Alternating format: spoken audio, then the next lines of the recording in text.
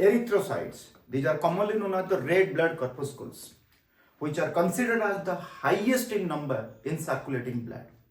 They are the cells which carry the oxygen and carbon dioxide. That is the major function. Along with that, they harbor the hemoglobin, which is the carrier of oxygen and carbon dioxide. Hi guys, today Dilip is with a very interesting topic, that is erythrocytes, the circulating cells in the blood which are termed as red blood corpuscles. And today here we are going to discuss about their origin, their characteristics, their morphology, their function, their fate. So I have divided these erythrocytes into two parts rather. In the first part, we will discuss how the erythrocytes are formed, what are the prerequisites of erythrocyte formation, what are the factors which regulate the erythrocyte formation, and thereafter we will go and we will understand that how erythrocytes functionally become active, inactive, and what happens to the RBCs. So let's begin. A basic introductory point, and then I will go into the detail. Erythrocyte. These are commonly known as red blood cells or red blood corpuscles. They are not purely cells. These are the cells which are without nucleus. That means these are anucleated. You'll be surprised to know that these were nucleated in their developing stage, but once they get mature, they become anucleated. And mostly mammals, they show anucleated RBC. But there are, except the mammals, the reptiles, the birds, and even the fishes, they are still showing nucleated RBC. So this is a take-home message. It's a fundamental question: which one of the following RBC is considered to be anucleated commonly? And the answer is, and then write down. So why they become nucleated, why they become anucleated, that we'll progressively discuss. This is the cell which is without cell organelles. That means the cell structures like Golgi complex, the lysosomes, the endoplasmic reticulum, the mitochondria, they are even not there. That means this is a very specialized cell. This is without cell organelles. So several questions here. How the cells then function? How the cell derives its energy? How the cell utilizes its metabolic products? What are the structures which are present inside that, which is carrying out the regular activities of RBCs? That means this is quite interesting, and that will come in the part 2, where we will discuss the characteristic feature and functional attributes of erythrocytes. Functionally, they are produced by a process that is known as erythropoiesis. And this erythropoiesis is a structural process. Rather, I can say this is programmed process in the erythropoietic organ where this process occurs. And erythropoiesis is that stepwise process. And we will discuss today what is erythropoiesis, how erythropoiesis occurs. The next point which comes to the mind are the erythropoietic organs. That means there are some structures are there where actually the erythropoiesis occurs, and those are known as the erythropoietic organs. And if you see before birth, it is commonly said to be the yolk sac. This is the primitive structure where the erythropoiesis starts, possibly the 17th day of the gestation, when it starts at area vasculosa. This is the first day at which the blood cells and particularly the RBCs start forming, that is area vasculosa. Till 3 months, this yolk sac is the structure which remains as the primary erythropoietic organ. And then in the second trimester, the spleen comes to the picture, the liver comes to the picture, and they remain as the next 3-month organs of 3 months, around up to 4 to 5 months. They are the structures where this erythropoiesis occurs. Then the most important organ comes, that is the red bone marrow. Just before birth or in the gestation length of 9 months, in case of human, this red bone marrow becomes functional. And this is the structure which is going to produce the complete amount of erythrocytes into the circulating blood, along with the help of the liver, spleen, kidneys even do these erythropoietic activities. But when there is birth is there, and from the birth to a young age of around 5 to 6, then this red bone marrow, which is mostly present in the long bones means, I can say, for example, this is that area. This is a long bone like humerus or the tibia, where you are seeing these end points of the bones, and these end points are mostly known as the epiphysis of the bone. Here is the area where the red bone marrow is present, and this is the site at which, till you can say 5 years, 8 to 8 years, the predominant sites of the erythropoiesis. But once the age occurs, then these parts, these red bone marrow parts here, they get fatty infiltration, and due to this fatty degeneration process here, they gradually lost the capacity of erythropoiesis. Then the membranous bones of your body, they come into the picture. These membranous bones, they serve as the major sites for the process of erythropoiesis throughout our life. For example, the vertebrae, the sternum, the small bones, they are considered to be the site of the formation of the RBCs. Along with the ribs, you can say, small bones like the carpals and metacarpals, tarsals, metatarsals. So they are said to be the choice of site of erythropoiesis. So now to summarize, erythrocytes are circulating cells. They are the major carriers of oxygen and carbon dioxide. This oxygen and carbon dioxide are carried by the respiratory pigment known as hemoglobin, which is only confined to the RBC in the closed circulation group. And due to presence of the hemoglobin, RBC is said to be the carrier of oxygen and carbon dioxide. Regarding its formation, erythrocytes are produced by a stem-wise process or step-wise process that is known as erythropoiesis, and the organs are known as the erythropoietic organs. These erythropoietic organs vary among the process of development: yolk sac, spleen, liver. They serve as the structures where erythropoiesis occurs before birth, and once after birth, the major organ which comes to the picture is the red bone marrow, which remains throughout the life as the structure of choice for the process of erythropoiesis. But the importance is that erythropoiesis continues up to 5 to 6 years, 7 years, 8 years, up to at the long bone ends. Those are the sites at which the red bone marrow is dominant and the major site of erythropoiesis. But once the age advances, we are going to the adult, then the mid-adult, and then up to the old age. The membranous bones are said to be the major sites at which this erythropoiesis occurs. And that's why they are known as the erythropoietic organs. That is vertebrae, sternum, rib, the small bones, the clavicles. They are the structures where the erythropoiesis occurs.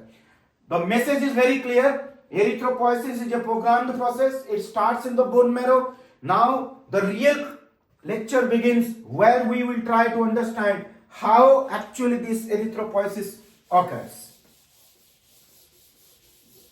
Erythropoiesis is a step-wise process, as I told, because every step of this there is some changes, and those changes which are occurring I can summarize in 2-3 lines, and then we can start the real programmed process and the dynamic process of erythropoiesis. So, for example, the erythropoiesis occurs in the red bone marrow where the stem cells are present. We classify them. These stem cells undergo continuous process of division, and they also undergo the process of differentiation. So here we will understand what is the division and what is the differentiation. Division means one cell is giving rise to multiple cells, means over a period of time you are getting multiple cells which are almost similar. And differentiation means when one cell can give rise to different type of cells. Their number is increasing but their types are changing, means their structure, their morphological function, everything is changing, then that word is known as differentiation. So what happens now after division and differentiation? They form a mass of immature cells. Immature cells, this is fundamental. So you have to understand, and then we come to the detail. These immature cells now are converted to the mature cells, and what we are seeing in the blood, we are considering them as mature cells. So what actually the problem? Now here, if I say immature, you will say a big cell. A big cell with a big nucleus, with nucleolus, free chromatin, like this. But once you are getting a mature cell, then the cell becomes smaller, the nucleus almost disappears, size also decreases, nuclear constituents, they also disappear. So we have to understand how this process occurs in terms of this erythropoiesis. So I am not touching that today, the haemopoiesis, that will take the next one, but here I will specially confined to make you understand that how truly this erythropoiesis occur in a very dynamic manner. Let's see. And we will also try to understand this is the activity of the stem cells. So I am drawing a chart to show the different cells which are being present in the bone marrow and which are said to be the real structures which are associated with the process of haemopoiesis. So we'll start from here. The red bone marrow. Now the focus point begins. Red bone marrow, which is the structure for haemopoiesis. It has a specific category of cells which are going to give rise to blood cells, erythrocytes, leukocytes and platelets. But time being, we'll focus on erythrocytes. That is pluripotent hemopoietic stem cells, and if I can name them, pluripotent hemopoietic stem cells are known as PHSC cell. And here students try to understand when I am saying that pluripotent hemopoietic, blood poietic forming stem cells are those cells which shows unlimited capacity of regeneration, self-renewal, division. They can also differentiate. They can produce any kind of cell. But here, as the name is pluripotent, it means they can give rise to multiple kind of cells, but they cannot give rise to placenta. They cannot give rise to the extra embryonic membranes. So that's the point.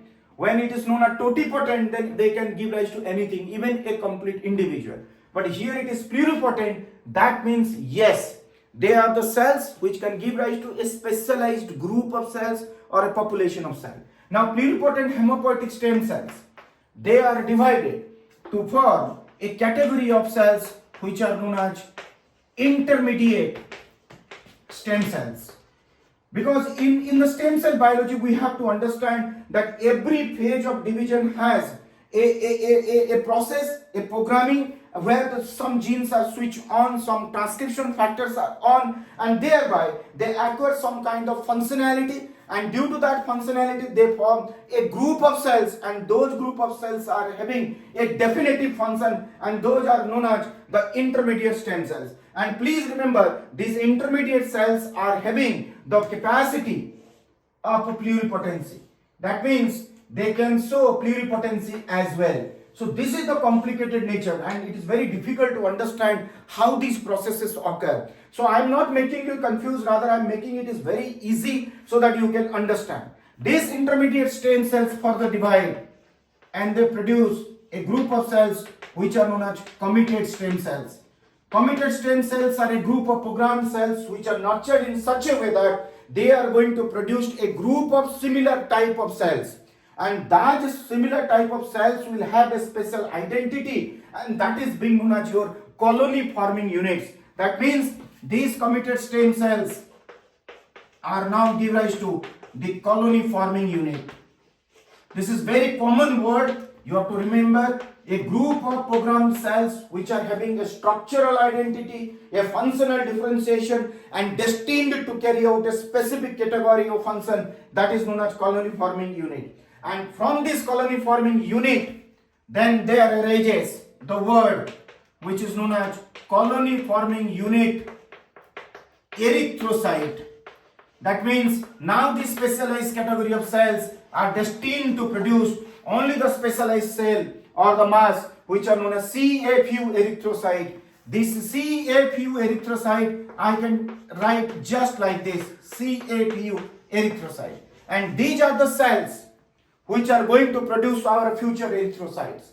So again, a complicated process is waiting, but this is an introduction. So I can summarize till now what I told, that red bone marrow, the site of erythropoiesis, major erythropoietic organ, how it is influenced, who influenced, what are the factors are influencing, that is my next lecture. But for the time being, red bone marrow that give rise to a specialized group of cells which are known as pluripotent hemopoietic stem cells, that is PHSC cells. These PHSC cells further divide by the continuous process of division. Why they divide? Who regulate them? What are the transcription factors? What are the growth factors? Next lecture. That is intermediate stem cells. These intermediate cells are very much programmed. They are having a characteristic of lineage maintenance, and they are undergoing the process of further division to produce a group of cells which are having structural homology, functional homology, and also they show a potential capacity of division and differentiation, and they are known as the colony forming unit.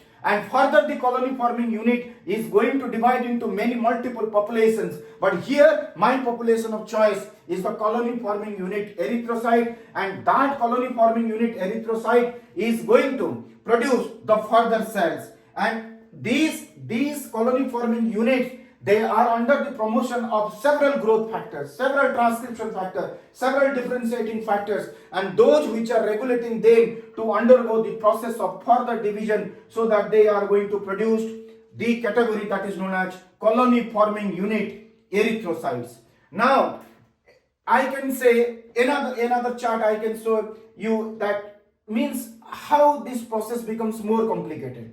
Pluripotent hemopoietic stem cells, they form another category of committed cells, and those committed cells are also known as colony forming unit spleen. For example, you can see here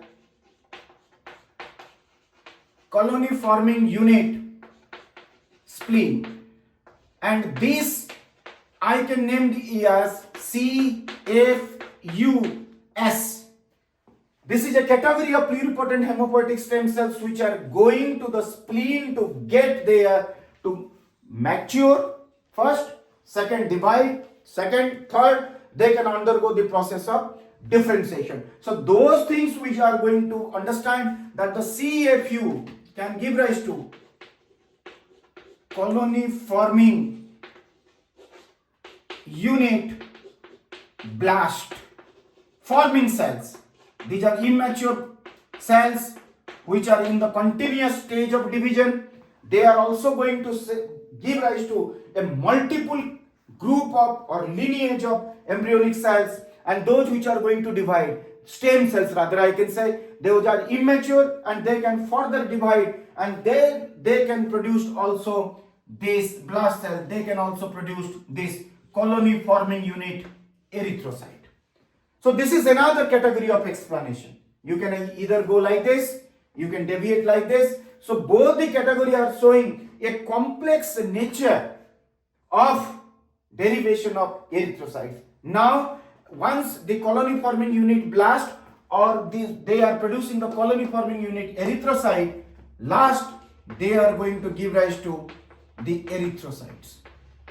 So here many pictures are getting clear, but there are, as this is a very complex event which occurs inside the red bone marrow under strict control, and precision of the genes, gene expression and transcription factor, growth factors, they play a very important role. So this is not the merit of this particular lecture, so that's why I'm skipping. But in a nutshell, I can say that pluripotent hemopoietic stem cells undergo series of division and differentiation process, particularly division, and undergo a categorically programmed process, that which is going to produce these erythrocytes. Now I am going to draw another chart where I can explain you how this colony forming unit erythrocyte is going to produce the mature erythrocytes. So see this one. Another very important chart which will complete the process. We will try to make two charts in two different names, because usually it varies from book to book so we can have the two pictures simultaneously. We'll try to draw a morphological diagram of the picture so that everything can be there in one frame and we can understand how this is being going on. So I can say, starting from here, colony forming unit erythrocyte. This is the starting word, that is CFU-E. So now I think you can understand from where I got this word colony forming unit erythrocyte. This gives rise to rubriblast. What is rubriblast? What is its character? What is its nature? We will see. These rubriblast cells are the first stage which are being formed. Then they give rise to prorubricite. Prorubricite is another intermediate cell which will give rise to rubricite.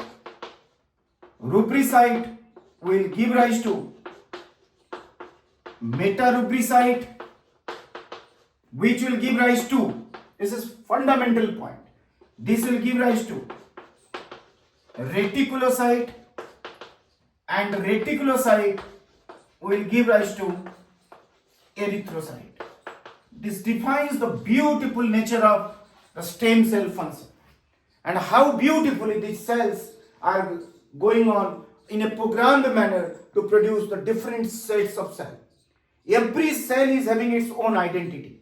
I have kept this area to draw the morphological diagram. I have kept this area to write another set of name, because people use different names and usually you people get confused that what to write, what not to write. So I am using another one to show you actually what it says. This colony forming erythrocytes, they give rise to proerythroblast. This is another set of language, and you should not confuse because these are being used from different language in different way. So one is proerythroblast and it is followed by the basophilic. Again we'll try to understand what is the meaning of that. Basophilic erythroblast. That means in every stage of development some kind of changes occur in the nucleus, nucleus structures, cell organelles, cytoplasm, cell surface, membrane surface, you can say. Then ultimately a structure is formed, that is which is capable of carrying a good amount of hemoglobin, rather I can say very good amount of hemoglobin, so that the oxygen carrying capacity of that particular cell will be maintained. So once I'll say basophil erythroblast, that is going to further divide into polychromatophilic erythroblast. Poly means many, and it clearly says that baso is for one single line, that is blue color, but here poly once I am using and chrome, that means I am saying that multiple colorations will come inside the erythroblast. So that we will understand why this is actually coming, and then we can understand what is the phenomenon. Then polychromatophilic erythroblast, the same word comes, that is reticulocyte, and from the reticulocyte the word comes as erythrocyte. So I have seen several textbooks, several resources where people use different types to explain in a different way, but the process is same. That means when I am saying the rubriblast, actually this is nothing but this explains the proerythroblast. And once I am saying prorubricite, I am saying this is basophilic erythroblast. Means it is the intermediate names which are being coming. Then rubricite and metarubricite, they are coming to this picture, that is the polychromatophilic erythroblast. And then the common word, that is reticulocyte and erythrocyte. Gradually I can say 5 structural phenomena which we should remember as the cell is undergoing the process of maturation like this. This is immature, this is mature. Once we can understand, then you just mark this one. Number one is size. That means we will go from a bigger size to a smaller size cell. This is one point. Second, if I can say nucleus, then a very big size, that means again the word comes bigger size, will be converted to a smaller, and gradually the smaller will disappear. That means this is, first it will undergo the process of condensation, and then condensation is followed by fragmentation, and then the fragmentation is followed by the disappearance. So now you can think how dynamic this is. And everything is regulated by the growth factors, transcription factors, hormones, genes, and the microenvironment of this red bone marrow, which is so equipped. And that process makes it very interesting, very complicated rather. From here, if you say from the rubriblast stage, from here to here, reticulocyte, it takes around 4 to 5 days. And during these 4 to 5 days, some changes occurring, and those changes we are discussing here. Reticulocyte is the stage where the nucleus disappears. Only a mass of reticulum remains. A tiger strip-like structure comes under the microscope, which clearly says that reticulocytes are the cells which are showing reticulum, branch network, and these branch network are nothing but the residual RNA which is being present. They are the residuation of the endoplasmic reticulum as well. Means now the synthetic machinery is gradually disappearing. Nucleus has already disappeared. So from here, this stage, this proerythroblast, or you can say rubricyte, here the hemoglobin is not there. So the nucleus is there, which is functional. Euchromatin is there, functional. Nucleolus, functional. It is also having the rough endoplasmic reticulum along with this ribosome, functional. But once you are coming to the prorubricite, that means basophilic erythroblast, from here the process of gradual maturation starts, where the hemoglobin starts appearing. A small quantity, but it starts appearing. Nucleus gradually gets condensed, and the chromatin material is also going to be condensed, because gradually the process of pycnosis will start, fragmentation will start, and then disappearance will occur. Polychromatophilic erythroblast, or I can say here it has the prorubricite or the rubricite. They are the stages where the hemoglobin synthesis is at optimal level. That means the synthesis has begun. The cytoplasm is occupying the maximum position of hemoglobin now, and RBC is moving towards the maturation side. Once the word metarubricite comes, now nucleus is almost pycnotic, condensed, undergoing the fragmentations. And these fragmentations sometimes is so rapid that from this stage the nucleus gets segregated. Nucleolus disappears. The reticular fibers or this RNA, along with them, they become scattered in the cytoplasm. And thereafter the word comes reticulocyte, where the nucleus has already disappeared. The chromatin is disappeared, the nucleus disappeared, the cell organelles disappeared. Only the remnants of the RNA you are seeing. That's why it gives a reticular nature. And after that, what cell is coming? That is erythrocyte. So guys, this is very interesting, said to be appearing because the way in which I have explained. But the point to be noted is that this is programmed process. This is really dynamic. How this is regulated? Who regulates that process? Who sends the message to produce the RBCs? How erythropoietic organs are being regulated? What do you mean by the erythropoietin inducing hormone? Why kidney plays important role? Why in chronic kidney disorders people develop anemia? Why? What is the single most important factor which is responsible for erythropoiesis? That is erythropoietin. This erythropoietin is a glycoprotein hormone around 42-43 kilodalton, which is secreted from renal pericytes, not from the renal tubular cell, that is from renal pericytes.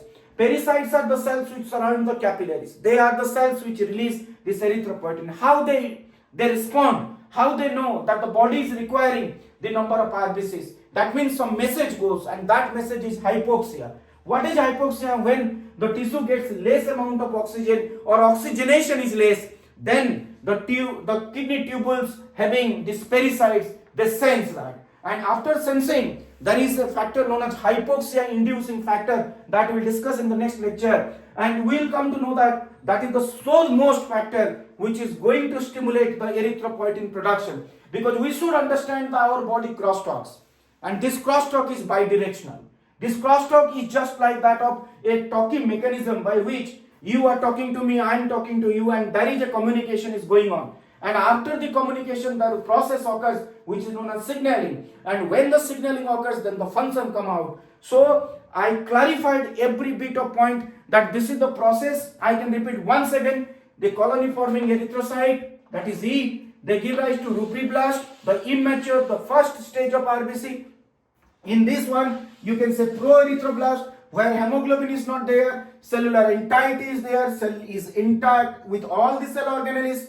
Gradually they undergo the process of maturation, then they give rise to a blue color cytoplasm structure that is known as basophilic erythroblast. Here I can say prorubricite, and they further undergo to produce multiple changes inside the cell, where the cell is reducing the size, nucleus is reducing in the size, nucleus is disappearing, chromatin is going away, hemoglobin synthesis at peak, rock endoplasmic reticulum is getting segregated, tubular structures get organized, and then the structure which is produced, that is metarubricite. And metarubricite, you can say here it is polychromatophilic erythroblast, and then it is going to produce the reticulocytes. Now RBC is fully cubed, the entire cytoplasm is going to be occupied with the hemoglobin. RBC is now capable enough to carry the oxygen, the carbon dioxide. That's the destiny of the RBC. For 120 days it will remain in the circulating blood. Because of absence of these nuclear cell organelles, they cannot stay for a long period of time. Thereafter their cytoskeletal structures change. They are entrapped by the capillaries.